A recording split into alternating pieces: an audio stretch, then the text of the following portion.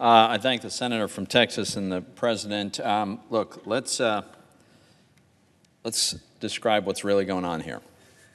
There's two big things that this legislation does, two big accomplishments that I am really proud of, and they're the reason that this is going to succeed, and this is going to be a big success for the American people. The first thing we do is we absolutely directly lower the tax on lower income, middle income Americans. Hard-working families, the folks that live paycheck to paycheck. The fact is, virtually all of them are going to have a significant tax cut. That's fact number one.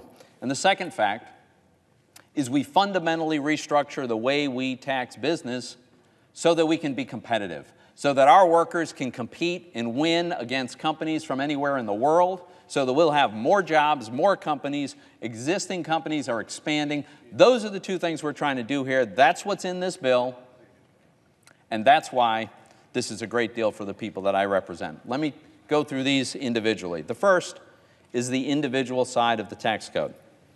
I've said it before, I'm going to say it again. It doesn't matter how many times my colleagues on the other side get this wrong. The fact is, we are lowering taxes for every single income category.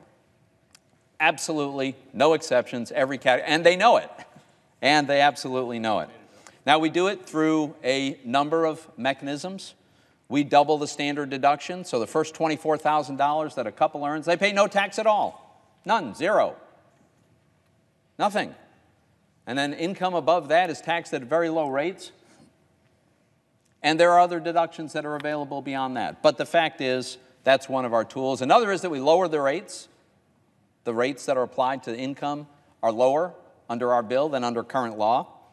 We increase the child tax credit dramatically.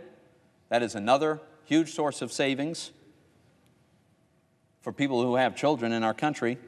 So that's the fact. Let me just start with this simple chart, which is a simple and compelling fact. It's going to be hard for our colleagues on the other side to ignore. A family of four that earns a median income, that's $73,000 in America. Family of four, mom and dad, two kids, $73,000. They're going to save $2,200 a year in a lower tax bill. Their taxes go down by $2,200 a year. How is that not a tax cut? How is that not good for that family? It is. That's the fact. And that is absolutely typical. That's just one illustration. The second fact, now this is a little bit harder to read, Mr. President, but the folks at Joint Tax quantify whether people in different income categories are going to pay more or less. And it's broken down into very narrow incremental changes in income. People who earn less than $10,000, people who earn between $10,000 and $20,000, $20,000 to $30,000, all the way up. Now, if you notice, Mr. President, this is the column that says change in federal taxes.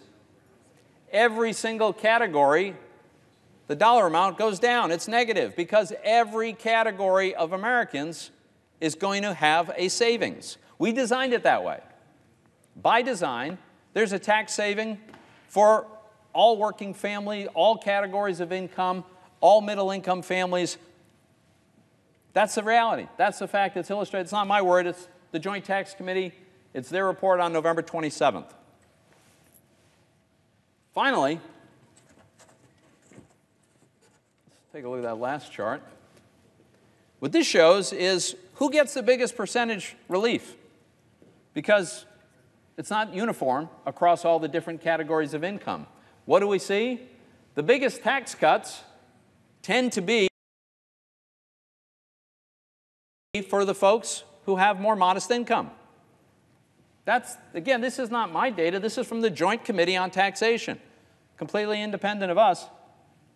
And the higher income folks, they get some tax relief. It's just not as much relative to the percentage increase, savings on lower and middle income people. So that's the facts. So we can have lots of discussions about things we disagree on. We disagree on a lot of things, right? These guys want higher taxes. We like lower taxes.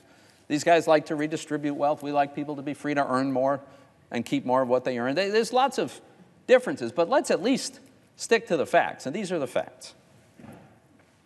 Now, let me move on to a discussion about the other big part of it. I said there's two big accomplishments in this bill. One is direct tax relief for the people we represent. That's a fact. The second is making the changes to our business tax code so that we can actually have the economic growth we've been waiting for, have the prosperity we've been waiting for. The fact is, Madam President, as you know, we have lived through the weakest economic recovery in American history. Every past severe recession, even ordinary recessions, economy has always come roaring back, and we've achieved economic growth that put us back on the path we were on before the recession. That's what's normal for America, strong economic growth. Didn't happen this time.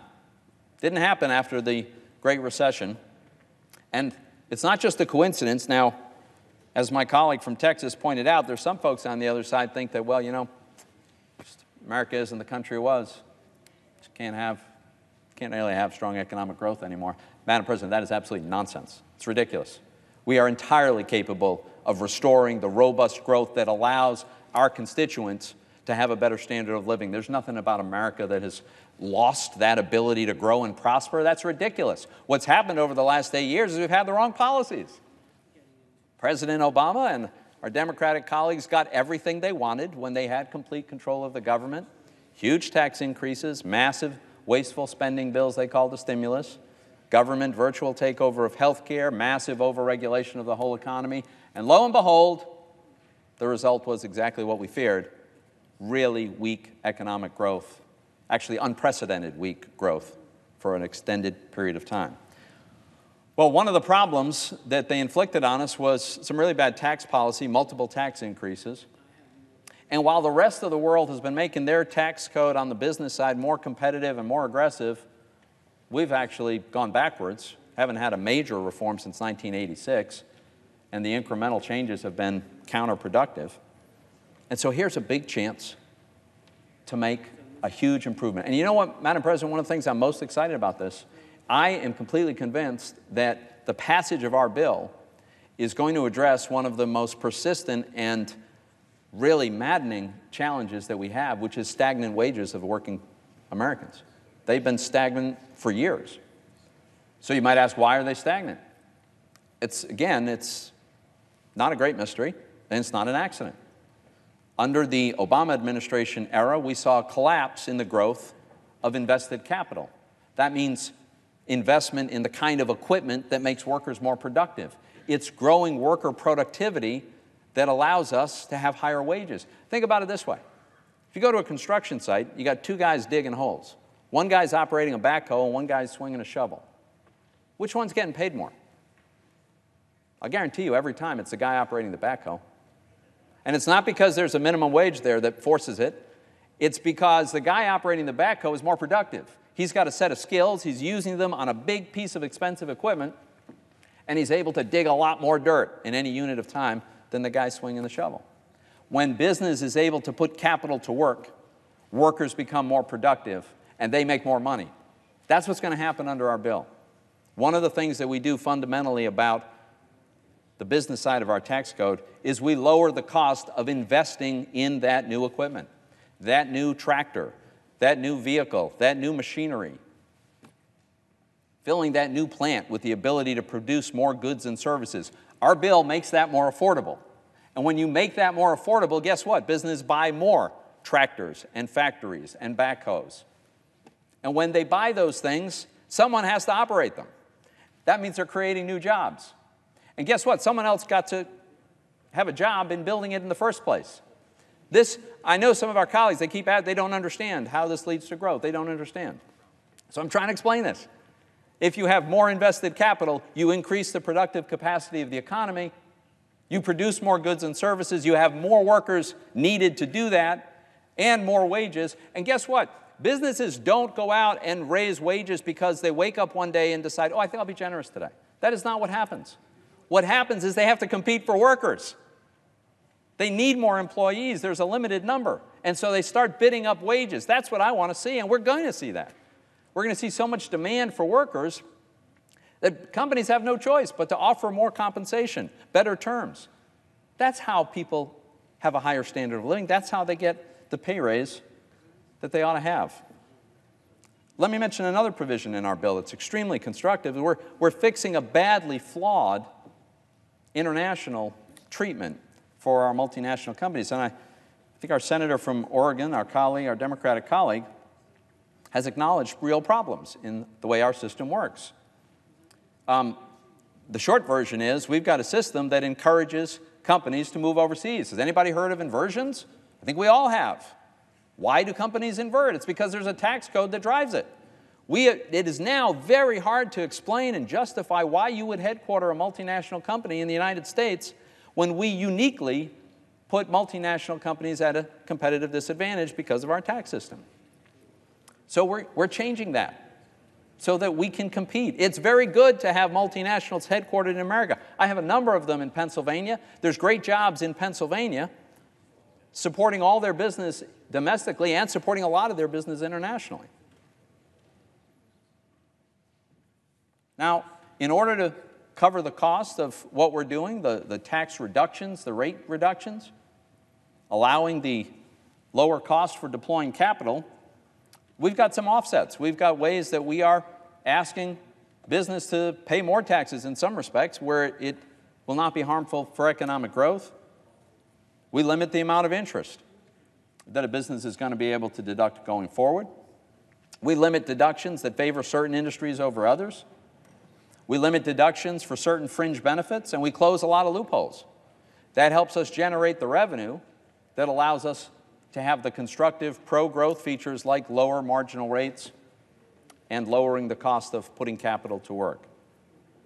So that's what we're trying to do here. That's what we do in our legislation. And Madam President, the effect of this is very, very clear, and a large number of economists have acknowledged. It's going to mean more business investment, more new businesses being launched, business moving back from overseas back to America, expansion of existing businesses, and all that activity requires more workers, all of it. More workers to fill the additional jobs that are going to be created. That means more jobs, but it also means upward pressure on wages of everyone who has a job now because workers are going to have to, Senator's business time have has to compete. expired. To be continued. Madam